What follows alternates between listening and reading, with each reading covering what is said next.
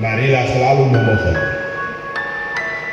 Roh Allah turun atas kita, dan Roh Allah itu memampukan kita untuk melaksanakan segala kehendak Allah dalam hidup kita sehari-hari.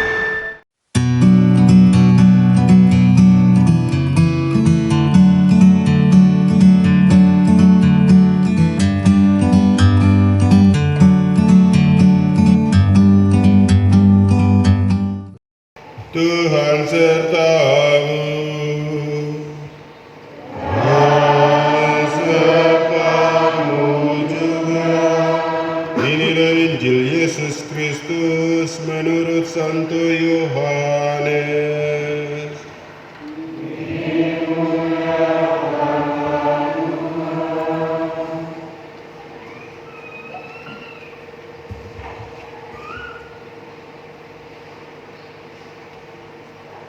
Sekali peristiwa, Yesus berkata kepada Nikodemus yang datang kepadanya pada waktu malam, "Sama seperti Musa meninggikan ular di padang gurun, demikian juga Anak Manusia harus ditinggikan, supaya setiap orang yang percaya kepadanya beroleh hidup yang kekal. Karena begitu besar kasih Allah akan dunia ini, sehingga Ia telah mengaruniakan anaknya yang tunggal, supaya setiap orang yang percaya kepadanya tidak binasa, melainkan beroleh hidup yang kekal. Sebab Allah mengutus anaknya ke dalam dunia bukan untuk menghakimi dunia, melainkan untuk menyelamatkannya. Barang siapa percaya kepadanya, ia tidak akan dihukum. Tetapi barang siapa tidak percaya, ia telah berada di bawah hukuman, sebab ia tidak percaya dalam nama Anak Tunggal Allah. Dan inilah hukuman itu: terang telah datang ke dalam dunia, tetapi manusia lebih menyukai kegelapan daripada terang, sebab perbuatan-perbuatan mereka jahat. Sebab barang siapa berbuat jahat, ia membenci terang dan tidak datang kepada terang itu, supaya perbuatan-perbuatannya yang jahat itu tidak nampak. Tetapi barang siapa melakukannya yang benar, ia datang kepada terang, supaya menjadi nyata bahwa perbuatan-perbuatannya dilakukan dalam Allah. Demikianlah Injil Tuhan.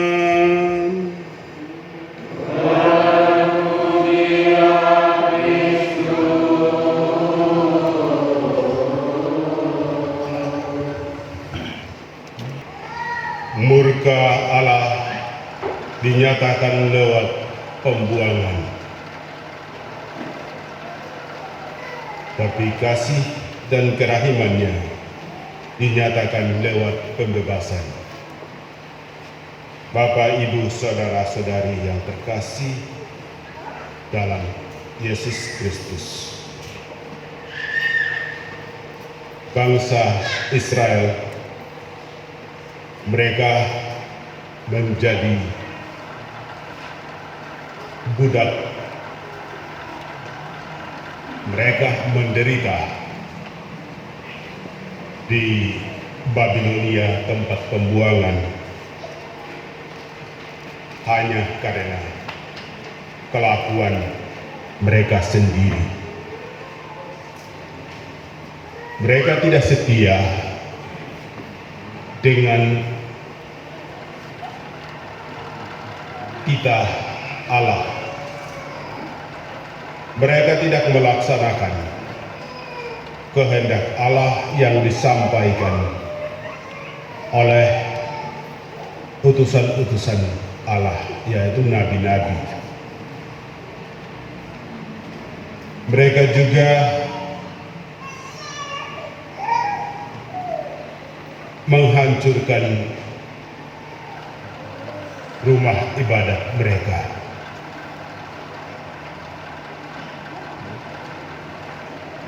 Bait Allah dijadikan tempat jual beli. Nama Allah dijadikan alat komoditi untuk memperkaya diri mereka, sehingga Allah murka terhadap kelakuan mereka itu. Allah mengutus bangsa lain untuk menghancurkan semua yang ada di Yerusalem, dan orang-orang Israel dibuang ke Babilonia. Mereka di sana menjadi budak. Hidup mereka sangat-sangat menderita. Mereka bekerja pada tuannya, yaitu bangsa Persia. Mereka bekerja pada kerajaan Persia. Mereka sungguh hidup menderita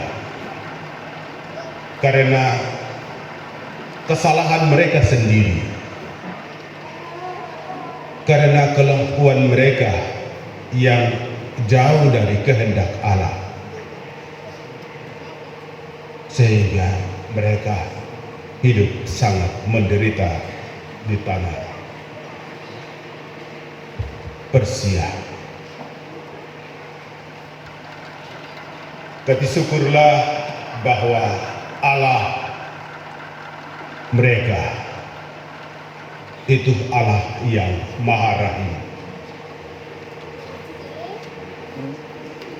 Allah yang penuh kasih, sehingga Ia mengutus Raja Kores dengan mengatakan, segala kerajaan di bumi telah diberikan kepadaku. Bukan saya, kepada saya, kepada Raja Kores.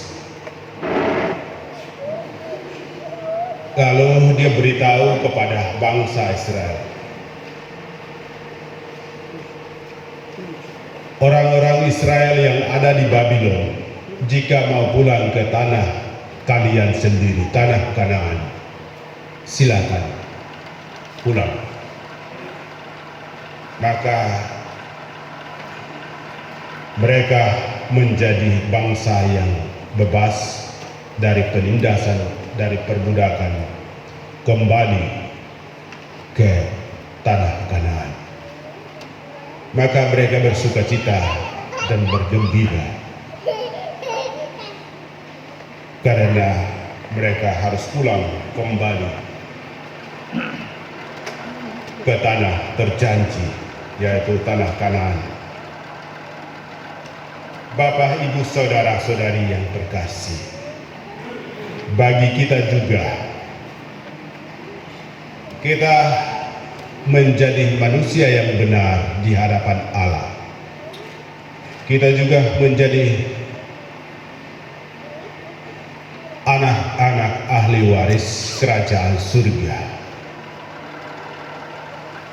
Bukan karena kepintaran kita, bukan karena kemampuan kita, tetapi hanya karena kasih dan rahmat Allah yang melimpah dalam hidup kita, yaitu melalui Yesus Kristus.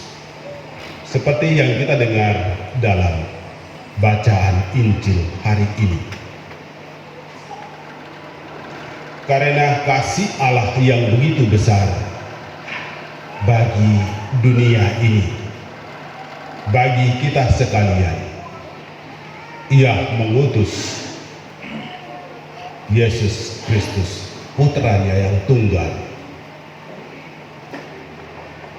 Hanya karena kehadiran Tuhan Yesus dalam hidup kita di dunia ini, maka kita menjadi orang-orang yang benar,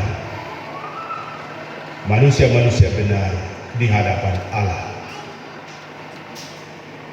Kita yang sebelumnya terpenjara oleh dosa dan kesalahan kita, kita yang sebelumnya hidup dalam kegelapan, kita dibenarkan oleh karena Yesus Kristus. Kita memperoleh kebebasan dan kehidupan yang abadi hanya karena pengorbanan Yesus Kristus di salib. Kita memperoleh terang hidup hanya karena kebangkitan dan hidup yang diawali dan dimulai oleh Yesus sendiri. Jadi bukan karena kepintaran kita, bukan karena keterampilan kita, bukan karena segala yang kita miliki, kita memperoleh keselamatan, kita memperoleh sukacita dan kebahagiaan dalam hidup ini. Bukan hanya karena itu, hanya karena semata-mata rahmat Allah yang melimpah dalam diri kita melalui Yesus Kristus Tuhan kita. Untuk itu, kepada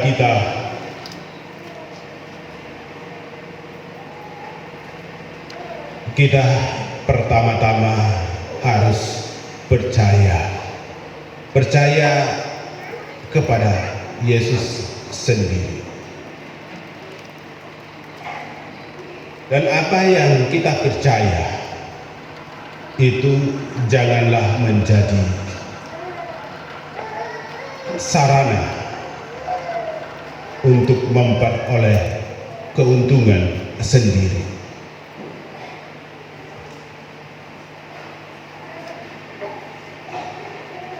Dan apa yang kita imani itu pun janganlah menjadi senjata bagi saudara-saudara yang kurang percaya untuk mengusir mereka dari kehidupan menggereja ini dengan perkataan yang kurang diterima di hati saudara-saudara yang mendengarnya. Intinya bahwa firman Allah, gereja Tuhan Yesus Kristus itu janganlah pernah menjadikan sarana untuk memperkaya diri, mencari penghidupan diri, melainkan menjadikan sarana untuk membangun kehidupan bersama yang bahagia, menjadikan sarana untuk membangun kebersamaan, persaudaraan yang sejati di antara satu dengan yang lain. Maka kita melakukan itu kita akan memperoleh kehidupan yang memang diperuntukkan bagi kita oleh Allah sendiri bagi kita. Bapak, Ibu, saudara-saudari yang terkasih, untuk melaksanakan kehendak Allah dalam kehidupan gereja kita di sini, itu pekerjaan yang sangat berat. Itu pekerjaan yang gampang-gampang susah. Maka itu, marilah selalu memohon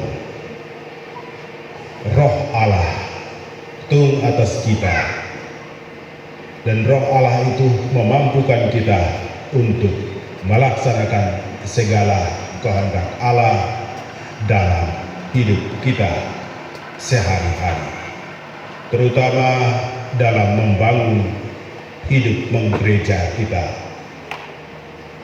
terutama dalam membangun persaudaraan yang sejati antara satu dengan yang lain.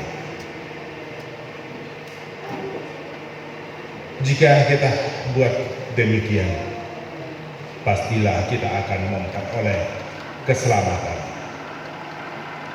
yang datang dari Allah melalui putranya Yesus Kristus Tuhan kita. Semoga demikian.